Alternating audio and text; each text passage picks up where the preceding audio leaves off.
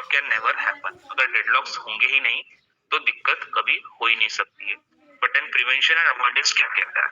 Prevention is कि ensure one of the four condition fail. कौन सी चार कंडीशंस? ये जो चार कंडीशंस है इसमें आप चारों कंडीशन सेटिस्फाई होने ही मत दो, क्योंकि लॉजिक क्या कह रहा है कि for a deadlock to occur, deadlock होने के लिए following each of the following conditions must hold है। चारों कंडीशन पे टिक मार्क होना चाहिए। लेकिन अगर ये चारों में से एक भी कंडीशन आपने फेल कर दी, यानी एक भी कंडीशन अगर सेटिस्फाई नहीं हो रही है, तो डेडलॉक अकर हो सकता है क्या?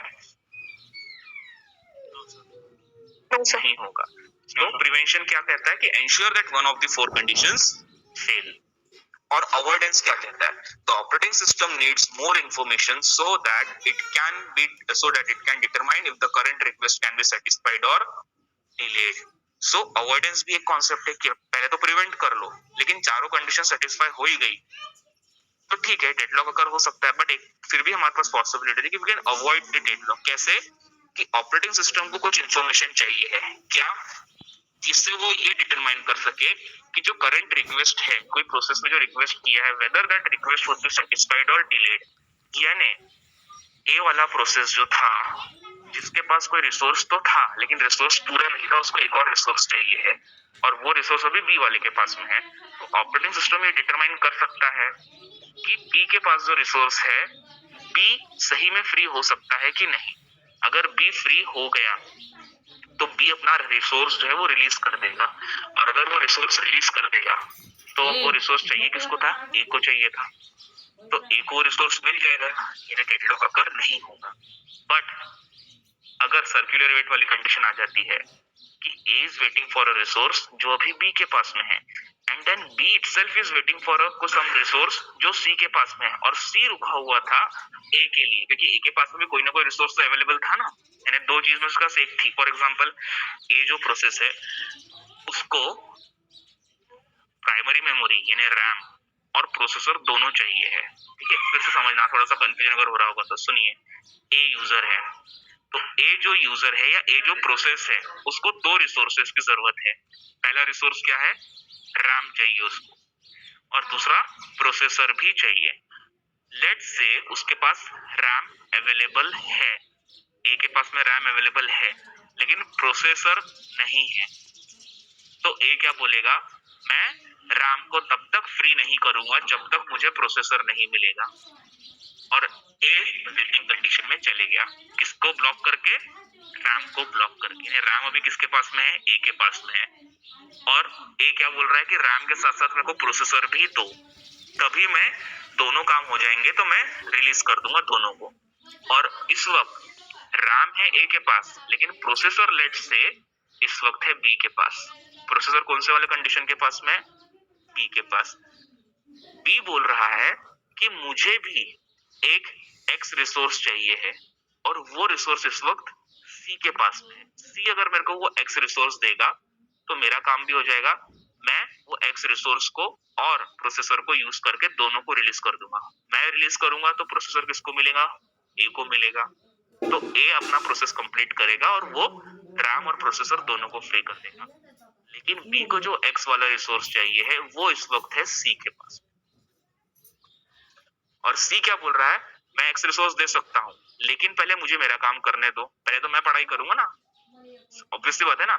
तो मुझे एक्स रिसोर्स देने में प्रॉब्लम नहीं है, लेकिन मुझे भी पहले अपना प्रोसेस कंप्लीट करने के लिए एक रिसोर्स की जरूरत है, और वो रिसोर्स है रैम, और रैम सी को चाहिए, लेकिन रैम अभी किसके पास में है?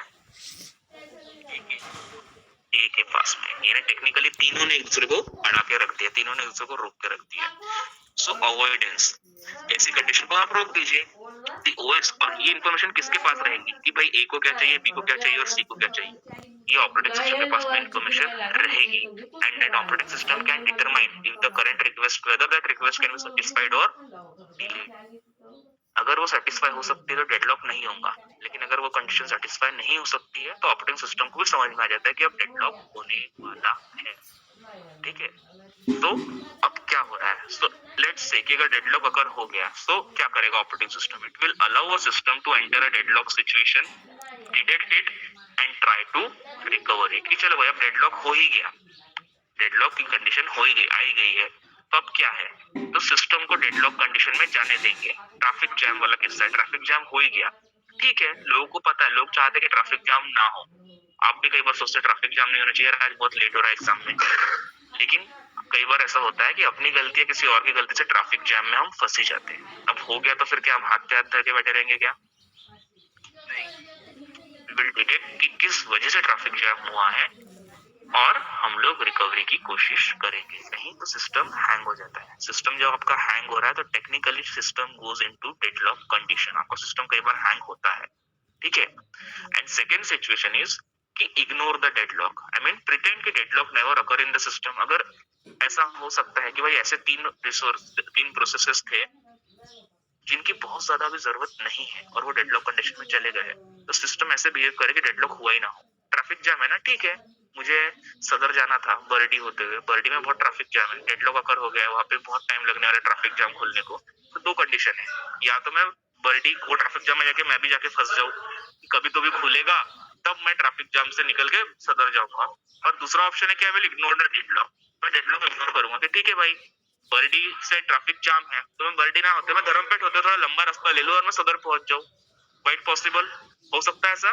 Yes sir, yes sir. But जब सदर धर्मपेट का भी ट्रैफिक खुला हुआ होगा तो उस केस में इग्नोर भी कर सकते। तो operating system can either allow the condition of a deadlock to occur, detect it कि भाई क्यों हुआ है और उसको रिकवरी करे, पहला केस। और दूसरा केस क्या कर सकता है ऑपरेटिंग सिस्टम, कि जब तक हो सके उसको इग्नोर करे, कि अपने आप थोड़ी देर में, कभी कभी होता है ना कि दो बच्चे लोग, दो भाई बहन आपस में कभी आप झगड़ा कर रहे हो तो पेरेंट्स कभी कभी बोलते हैं झगड़ा कर रहे हो, थोड़ी देर झगड़ा करेंगे बाद में अपने आप शांत हो जाएंगे। यानी कुछ कंडीशन में इग्नोर करना ज्यादा अच्छा रहता है बजाय किसी एक का फेवर करने के।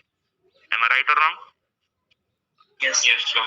है ना, कुछ अपन तो कई बार सोचते हैं ना कि जान थोड़ी कभी ये सिचुएशन भी हैंडल करने से अच्छा है अभी दो दोस्त लोग की भी आपस, अगर और आप और आपके दो कॉमन फ्रेंड्स हैं उनका झगड़ा होगा, तो कई बार आप भी सोचते हैं यार मैं ए का सपोर्ट दूंगा तो बी नाराज हो जाएगा, बी को बोलूंगा तो ए नाराज है, दोनों को आपस में सुलझाने दो, बाद में इनका हमेशा का रोज का नाटक है, बाद में दोनों खुश होकर वापस आ जाएंगे। तो sometimes it is better to ignore. So operating system भी दो में से कोई एक कंडीशन कर सकता है। So we are into the handling of deadlock. तो deadlock हैंडल करने के लिए या तो उसको प्रिवेंट कर सकते हैं या अवॉइड कर सकते हैं, लेकिन दोनों केस में अगर फेल हो गए और डेडलॉक हो ही गया तो अगेन ऑपरेटिंग सिस्टम के पास में दो ऑप्शन रहते हैं, या तो वो उसको रिकवर कर सकता है, अदरवाइज वो उसको इग्नोर कर सकता है, ठीक है। सो डेडलॉक अभी हम प्रिवेंशन वाली बात कर रहे हैं, प्रिवेंशन अवॉइडेंस नहीं, अभी हम प्रिवेंशन फर्स्ट वाले पार्ट में। तो प्रिवेंशन भी कैसे करना कि ये चार कंडीशन सेटिस्फाई ना हो, तो अब इसको कैसे रोकेंगे? बोलना आसान है, करना मुश्किल है, तो कैसे? सो डेडलॉक प्रिवेंशन की पहली कंडीशन जो है it is mutual exclusion. Mutual exclusion यानी म्यूचुअली डिसाइड किया जाए कि भाई ये कंडीशन ना हो। कैसे?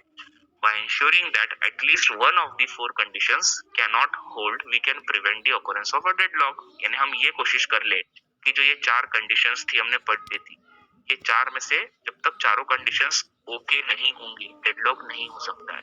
सो what we can do to prevent a deadlock, ये चार में से कोई एक कंडीशंस को हम होने से रोक ले। तो mutual exclusion, some shareable resource must be accessed exclusively. For example कोई शेयरेबल रिसोर्स है, लेट्स से प्रिंटर, तो विच मींस कि we can not deny the mutual exclusion condition. यानी अब प्रिंटर है, एक लैब है, अभी आप लोगों ने शायद लैब कंसोल कभी देखा ही नहीं होगा, फर्स्ट ईयर से आप लोग आए नहीं है कॉलेज में, तो लेट्स से अगर आप लैब में आते हो तो आपको मालूम पड़ेगा हर लैब में एक प्रिंटर लगा हुआ है और हर लैब में अराउंड 20 कंप्यूटर्स है अपने यहाँ।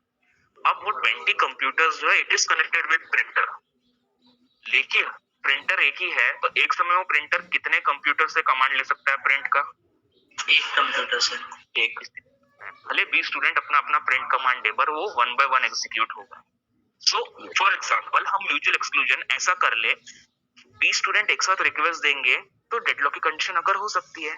तो ये आपस में अगर स्टूडेंट कर ले, एक काम कर यार, हम रोल नंबर वाइज या कोई एक सिस्टम अपना लेते हैं कि पहले रोल नंबर 1 प्रिंट दे देगा, उसका आ जाएगा, फिर 2 देगा, फिर 3 देगा, यानी हमने म्यूचुअली अगर कोई सॉल्यूशन निकाल दिया तो डेडलॉक हो सकता है क्या? नहीं होगा। कर ले है ना कि हम लोग क्या करेंगे, जानबूझ के ऐसी कंडीशन को आने ही नहीं देंगे।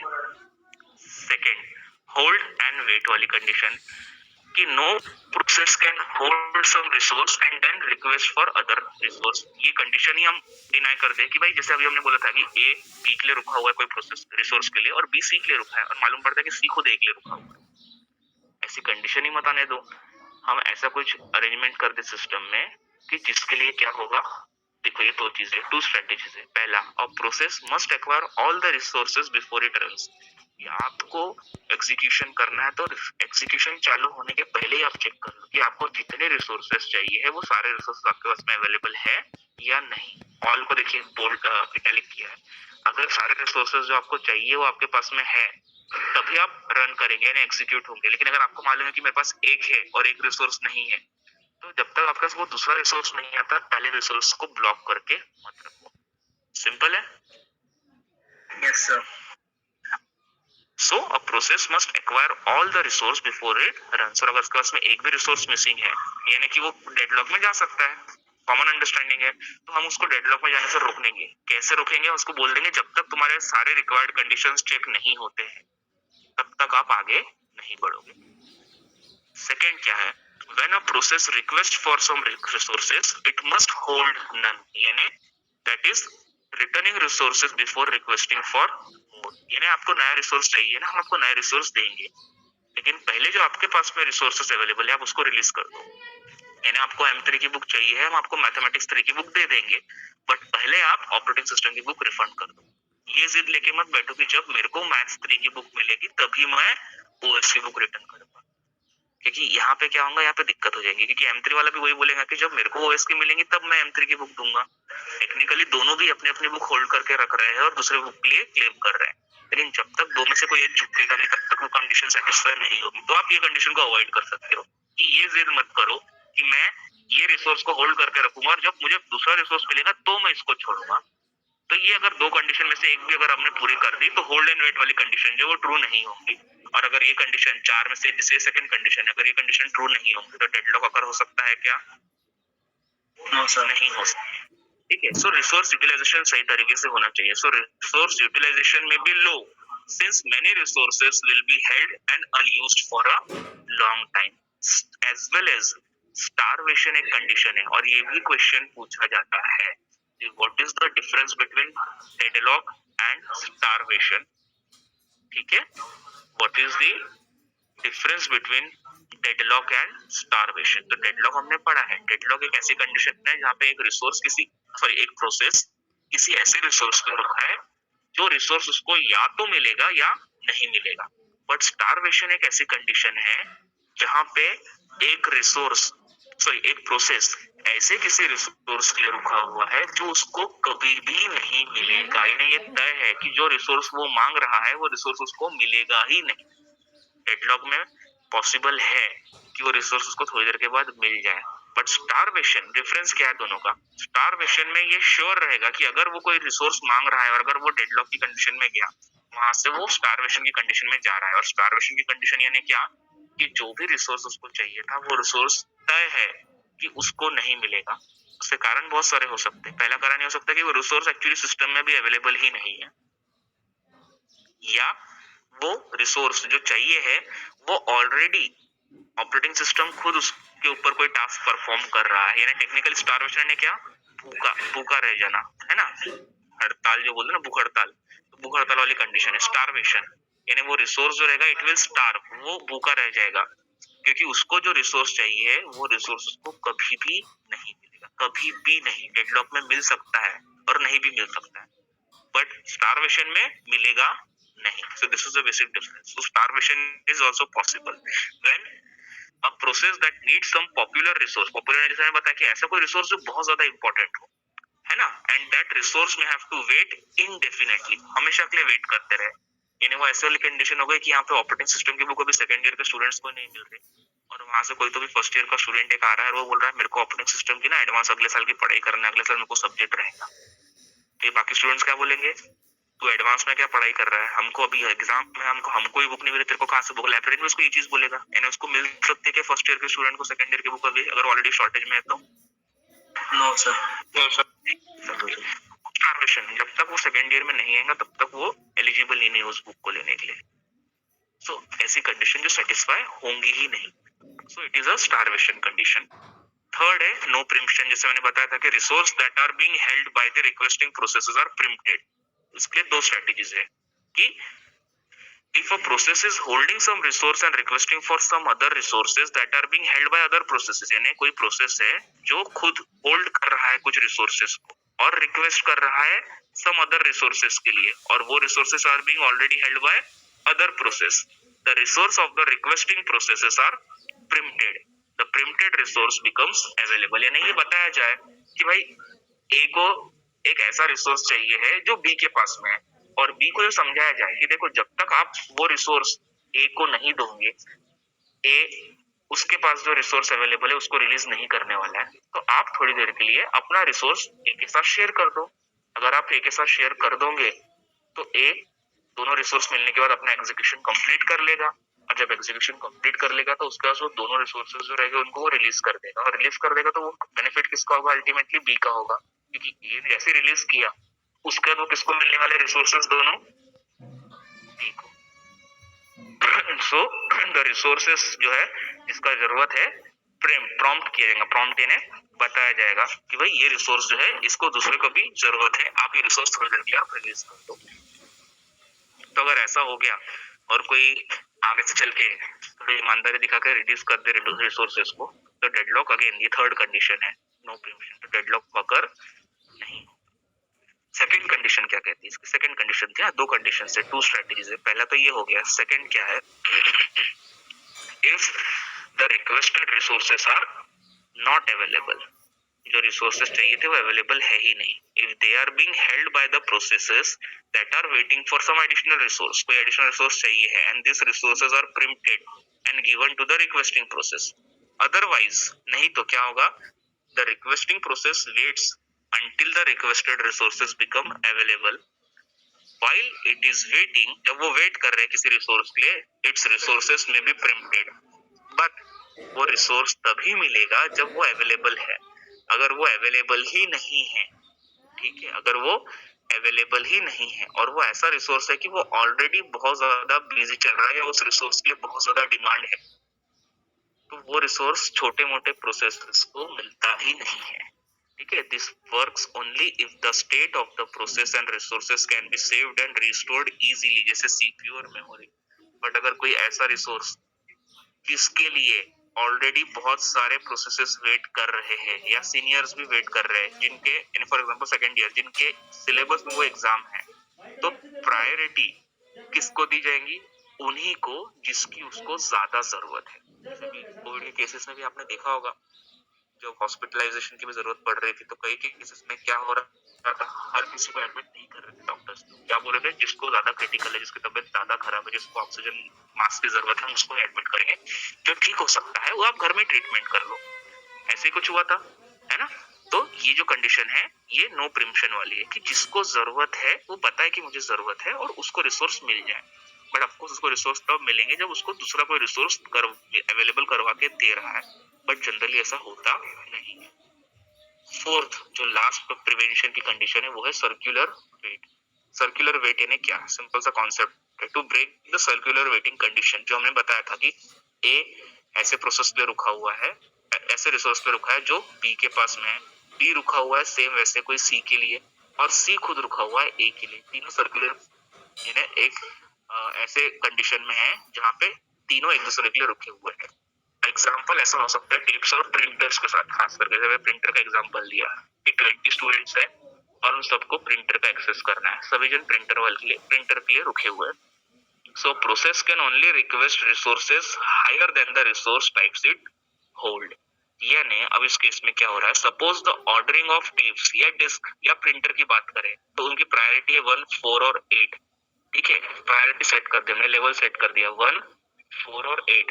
टेप्स का है 1, डिस्क का है 4 और प्रिंटर्स का है 8। If the process holds a disk, disk का क्या नंबर है? प्रायोरिटी नंबर 4 है। It can only ask a printer जो उससे हायर लेवल का है, यानी कौन सा नंबर का? 8। वो 1 को मान सकता है क्या? It can not request a tape that is for first priority. यानी सिंपल सा कॉन्सेप्ट है कि अब हम लोग ये कंडीशन लगा दे कि भाई 1, 4 और 8 ये वेटिंग कंडीशन है, तो सबसे ज्यादा हाईएस्ट प्रायोरिटी है किसकी? जो 1 पे है, यानी टेप की, फिर है डिस्क की और फिर है प्रिंटर की।